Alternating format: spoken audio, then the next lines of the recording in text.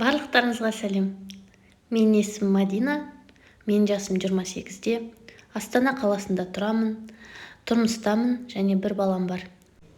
Ертең бізге қонаққа енем мен қайынапам келу керек. Соған мен қазір дайындалатын боламын.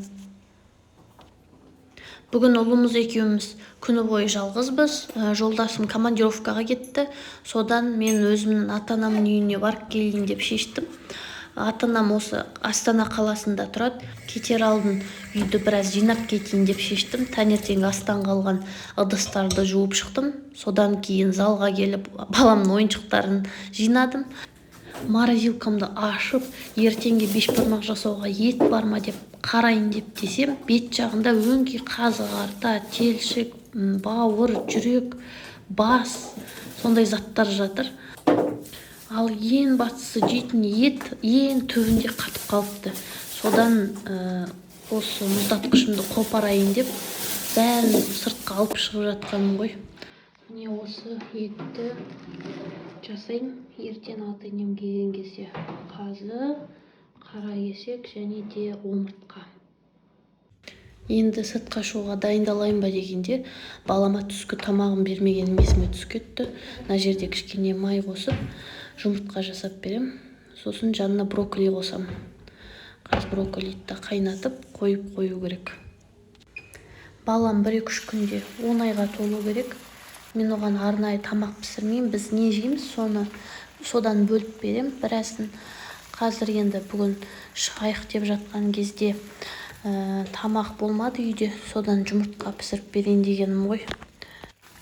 Баламның негізі өзінің арнайы силиконовый тәрелкесі бар, бірақ мен қайтадан асығып тұрған үшін өзіміздің жейтін жай тәрелкеден бере салдым. Осылай өзі отырып жей береді. Міне барлық керек жарақтысын алдым баламның. Памперсы, суы, тамағы, влажный салфеткасы, 2 ойыншығы. Осы бір Алиэкспресстен алған кожзамнан сумкам жақсы болды.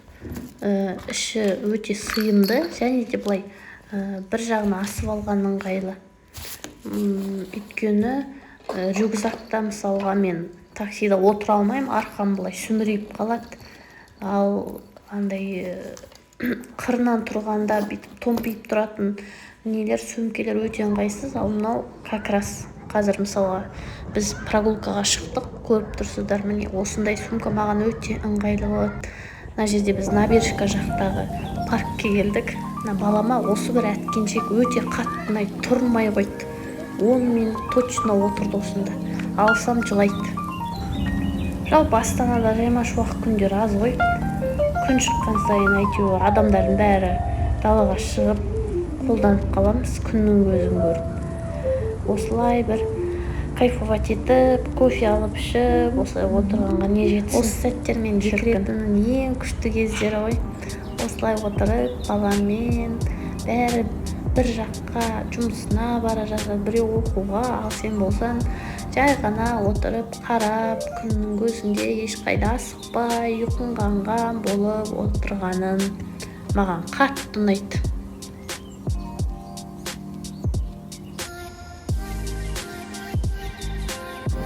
Ал енді менің ата-анамның үйіне жылжи берейік ақырындап.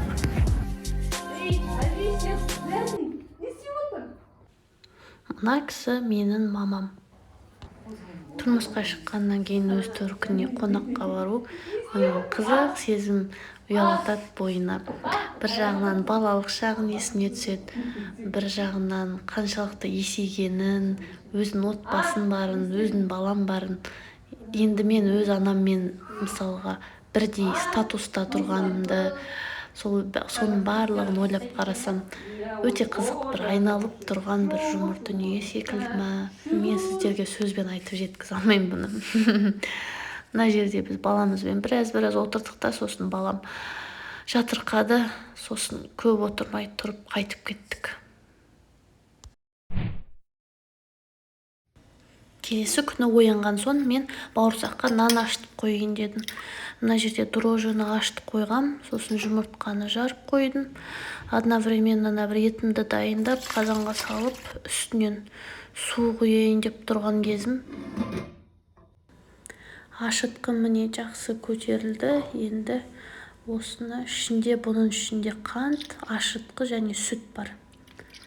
Осыны қосып жібердім. Ішінде жұмыртқа жатыр. Қазір енді тұз қосам біраз. Осылай ет асы, бауырсақ пісіру, нан жаю деген барлығын мен тұрмысқа шыққаннан кейін ғана жасай бастаған адаммын. Бәрін тұрмысқа шыққан соң бәрін үйренеді екенсің. Бала босанғаннан кейін біраз уақытым болмай жүрді бауырсақ жасауға. Сол уақыттары тап-тәтті деген готовый бауырсақтар сатып алып жүрдім. Ол да жақсы екен, ыңғайлы екен. Қазір енді бәрін ойлайсың ғой, бәрін экономдау керек, ақшаны көп құртпау керек деп. Негізі үйден жасасаң намного арзанырақ шығады, көп затты үйден жасаса. Соны да біліп жүрміз тұрмысқа шыққалы бері. Енем мен қайнапам уже келді. Міне демалып жатыр. Енді мен қазір бешбармаққа кірсем. Ал енді өзім қолдан жайған жайманы салып жібердім да сорпаға. Осыны пісіріп жіберем 2-3 минут. 2-3 минут өтіп, міне енді пісіп жатыр. Алып түсіріп жатырмын. Артқы фонда күйеуімнің племянницасы 5 жасар Азикон отыр. Өзі жалпы бар ғой, кішкентай балалар өте серьезный темаларға үлкендермен жақсы сөйлеседі екен.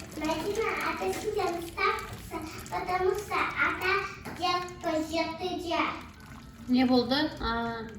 Ата старый дейсің бе? Старшы, да. Бәрімізден старшы ғой ата. Бәрі ең үлкен адам бізден. Семьямыздағы ең үлкен кісі. Ата. Я. Потому что ата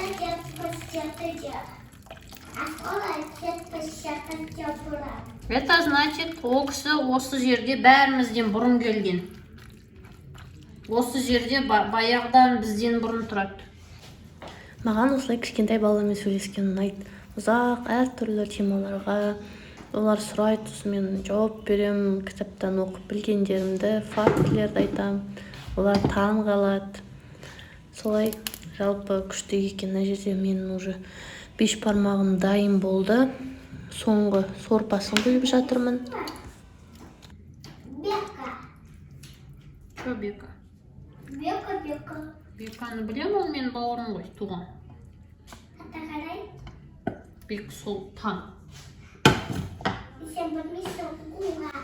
Жүріңіздер, тамақ ішеміз.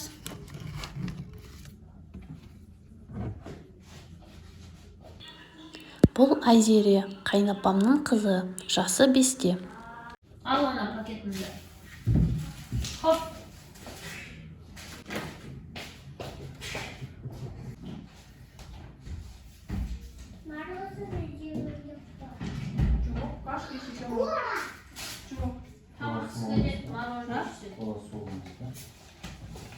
Аны енді көтер. Жоқ, саған аны алып берді ғой, аны мен көміш. Клубника. Мачол алған нәрселер ғой, таза барлық. Сен ертең стоматологқа барасың, көрсетеді, сосын бізге ұқсады ғой. Отдай. Отырғысы. Бісміллә алайын.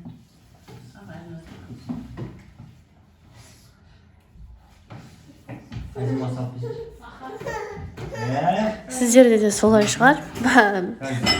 Қашан ең соңғы болып отыратын мен ғой. Бәріне от алып беріп, керек жарағын баланы отырғызып, алдына тамағын салып бергенше солай ең соңғы болып отырам.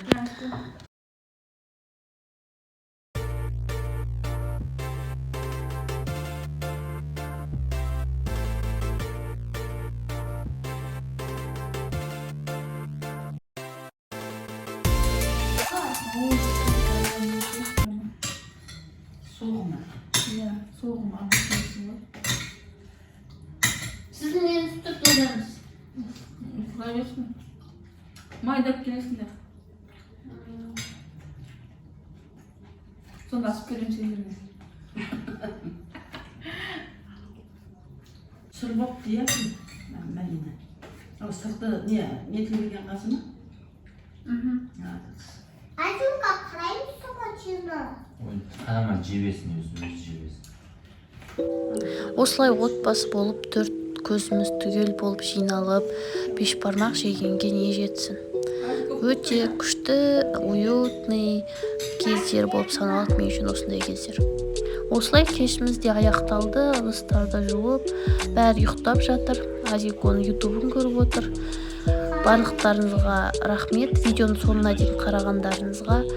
Көріскенше сау болыңыздар.